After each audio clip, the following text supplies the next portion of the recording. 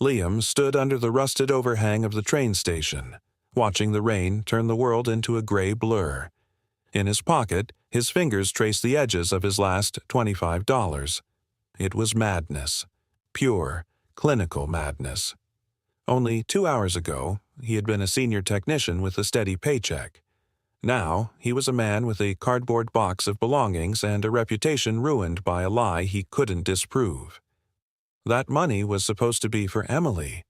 His 7-year-old daughter had been dreaming of a specific set of professional art brushes for months, and he had promised her that today would be the day.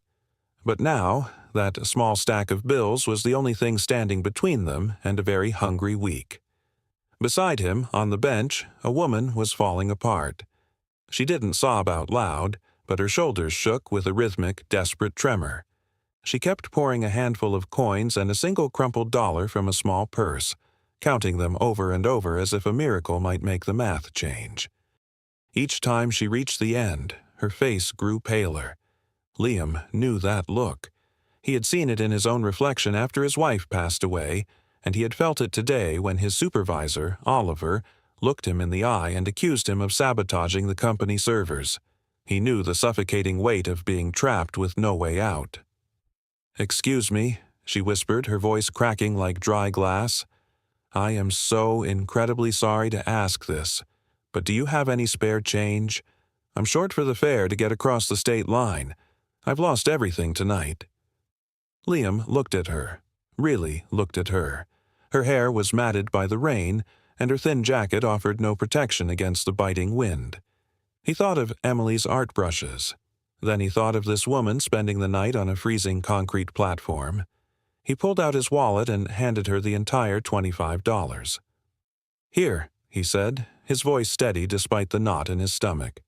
"Take it." "All of it?" She stared at the money as if he were handing her a bar of gold. "I can't. This is too much. I only need a fraction of this." "Please," Liam insisted, closing her fingers over the cash. "Just take it. You need it more than I do right now." Her eyes filled with fresh tears, but this time they were different. "I'm Clara," she said. "I don't know how to thank you. I promise I will find a way to make this right." Liam gave a tired nod. "I'm Liam. Just get home safe, Clara." He watched her board the train, her silhouette disappearing into the warm light of the carriage. As the train pulled away, Liam turned up his collar and began the long, 4-mile walk home through the pouring rain. He spent the entire trek rehearsing the speech he'd have to give Emily, how the art store was closed, or how he'd forgotten. The guilt felt heavier than the soaked clothes on his back. He barely slept that night. He sat at his kitchen table, nursing a cup of black coffee and staring at a pile of bills that he had no way of paying. He thought about the local construction sites or the shipping docks. Maybe he could find day labor that paid in cash. Anything to keep the lights on. At 8 a.m., a sharp, rhythmic knocking at the front door startled him. He expected it to be the landlord, or perhaps his neighbor, Mrs. White, coming to check on Emily. When he opened the door, the sight nearly made his heart stop. 5 sleek silver SUVs were idling along the curb of his narrow street, their engines humming in unison. Men in dark suits and earpieces stood perfectly still on the sidewalk, and walking up his cracked driveway, wearing a charcoal-colored suit that cost more than Liam's entire apartment, was her. Clara didn't look like the broken woman from the station anymore. She stood tall, her eyes sharp and radiating an unmistakable authority. She looked like a woman who could buy the entire neighborhood without a second thought. "Hello, Liam," she said with a faint, knowing smile. "I believe I owe you a debt. Can we talk?" The loss of his wife, the relentless grind to keep Emily fed, and the job that barely covered the rent, it all came pouring out. Liam spoke of Oliver's betrayal and the firing he had no power to stop. Clara listened in absolute silence, her gaze never wavering. When he finally finished, she let the quiet hang in the air for a moment. "I need people I can rely on," she said softly. "People with a moral compass that doesn't break under pressure." She leaned in closer. "Come work for me at Evergreen Systems, Liam. Help me uncover the truth about who tried to ruin me, and let me give you the same second chance you gave me." Liam was stunned. "You're offering me a position?" "A real one," she replied, "with a salary that ensures Emily has everything she needs. I'm not doing this out of charity. I'm doing it because you showed me your character when you had nothing. That's exactly what my team is missing." Emily appeared at the door, her eyes wide with a newfound hope. Liam looked at his daughter, then back at Clara, and finally let go of the breath he'd been holding for months. "I'm in," he said. Liam's first day at the headquarters felt like a dream. The office was a temple of glass and steel, filled with polished stone and modern art. Everyone moved with a confidence that made Liam feel like an outsider in his cheap shirt and borrowed tie. Clara met him personally in the lobby. "Ignore the stares," she whispered. "Most of these people wouldn't survive a single day of your life. Follow me." She led him to a high-tech boardroom where a sharp-eyed man in his 50s was waiting. "This is Julian, our head of operations," Clara introduced. "Julian, this is Liam. He's going to help us get to the bottom of the incident." Julian looked Liam over skeptically. "With all respect, what's his background?" "He has my trust," Clara said firmly. "Right now, that's more valuable than any degree." They spent the next few hours breaking down the timeline. A few nights prior, Clara's lead assistant, Nathan, had convinced her to take his vehicle while hers was being serviced. She had driven to a meeting, but when she came out, the car was gone along with her phone and wallet. Nathan had been helpful and devastated, even offering her a place to stay. "But you didn't go with him," Liam noted. "Something felt wrong," Clara admitted, "and the next morning, someone tried to use my frozen accounts at several locations." Liam leaned back, processing the data. "You think Nathan set the whole thing up?" "He's the only one who knew where I'd be," she replied, "but I need hard evidence before I destroy a man's career." Liam nodded. He knew exactly how it felt to be the one wrongly accused. Liam spent the following weeks immersed in data. Clara gave him a quiet workspace and access to the company's internal logs. While he wasn't a corporate investigator, he knew how to spot a lie. He discovered that Nathan had been embezzling funds for nearly 2 years, starting small, then escalating to tens of thousands of dollars hidden in fake invoices. He needed the robbery as a distraction, Liam explained to Clara one evening, laying out the evidence. An audit was scheduled for next week. He planned to disappear in the chaos of your disappearance and blame the thieves.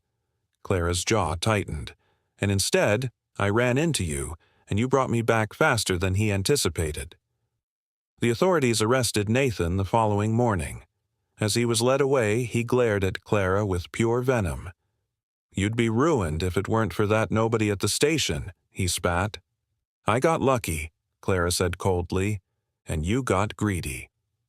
With Nathan gone, the atmosphere at the office shifted.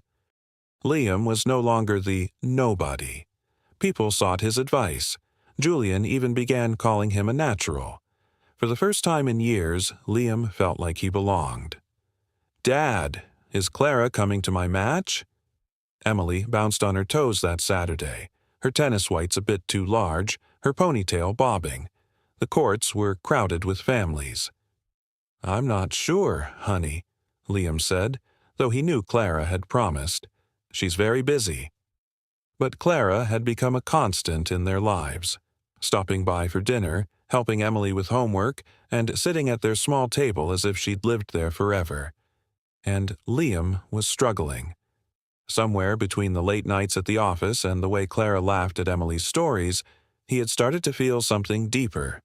She was his mentor, his boss, and he was just Liam. Suddenly, he saw her. Clara was jogging across the grass in casual clothes, looking nothing like a CEO. Emily shrieked and ran to her, and Clara swung the girl around in a hug. "You made it!" Emily cried. "I promised, didn't I?" Clara smiled, then looked up at Liam.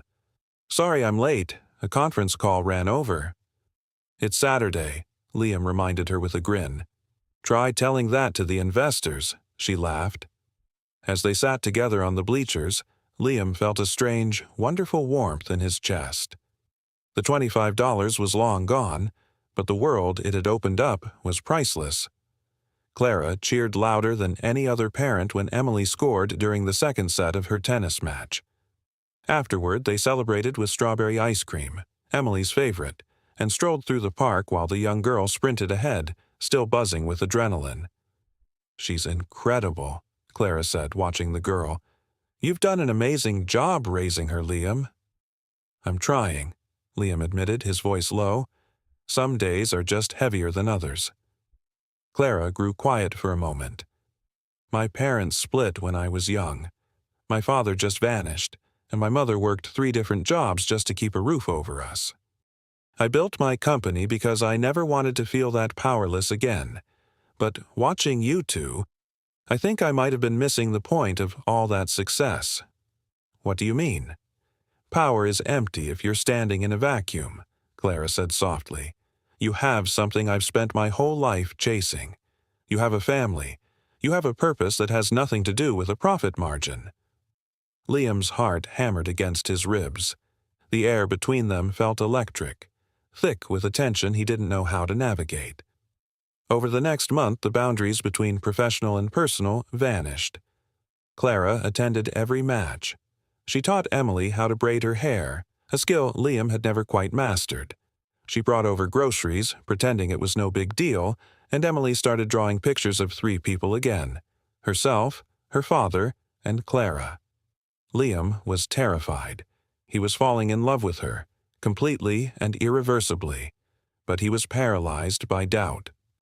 Was he just a charity project to her? He couldn't risk the job that had saved them, and he couldn't risk Emily's heart getting attached to someone who might eventually walk away. The breaking point came on a Tuesday evening. Emily had drawn a new picture at school, the 3 of them holding hands under a bright sun.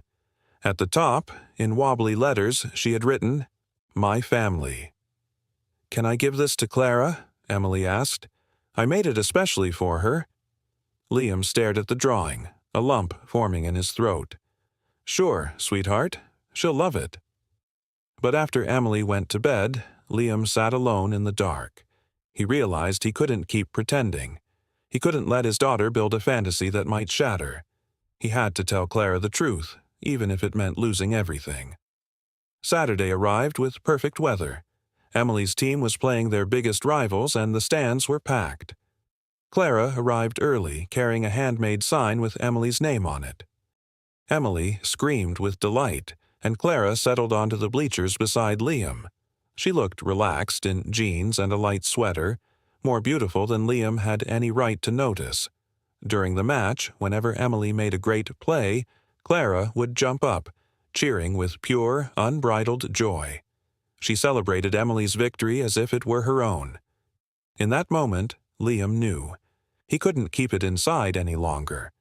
When the match ended, Emily ran over, sweaty and triumphant. Clara hugged her tight. "You were brilliant out there." "Hey, Emily," Liam said, his voice a bit rough. "Why don't you go grab your gear? Clara and I need to talk for a second." Emily looked between them, her expression suddenly serious. "Are you guys okay?" "We're fine," Clara said quickly. "Go on, we'll get ice cream in a minute." Once the girl ran off, Clara turned to Liam. "What's wrong? You look like you're about to faint." "I need to say something," Liam began, his hands trembling. "And I need you to let me finish before you say anything, okay? I'm in love with you. I know I shouldn't be. You're my boss, you saved my life, and this is probably a disaster. But I can't keep lying. Every time Emily draws a picture of us, my heart breaks because I want that reality so badly it hurts. I'll resign if I have to. I just couldn't keep the truth from you." The silence that followed felt like an eternity. The world around them blurred until there was only Clara's face. "Are you finished?" she finally asked. Liam nodded. Clara stepped closer. "Good, because I've been waiting months for you to say that." "What?" "Liam, you're the most frustrating man I've ever met," she said, her eyes bright. Do you think I spend my Saturdays at tennis courts and my Sundays in your kitchen drinking terrible coffee because I'm being charitable? I've been in love with you since the day you handed me those last $25 at the station. You looked at me like I was a person who mattered, not a transaction. I just didn't know how to tell you without making things complicated at the office. Liam's brain stalled. You love me? Yes, you idiot, Clara laughed, a sound that was half sob. I love you. I love Emily. I love the way you always put her first, and how you're still kind even though the world gave you every reason not to be. As they walked through the park later, Emily running ahead, Clara leaned her head on Liam's shoulder. You know, she said, if I hadn't been set up that night, we never would have met. Don't give that guy any credit, Liam joked. I'm not, she said softly. I'm just saying that sometimes the worst moments lead to the best things. Sometimes, giving someone your last bit of hope means getting back more than you ever imagined. Our story isn't over, Liam. It's just beginning.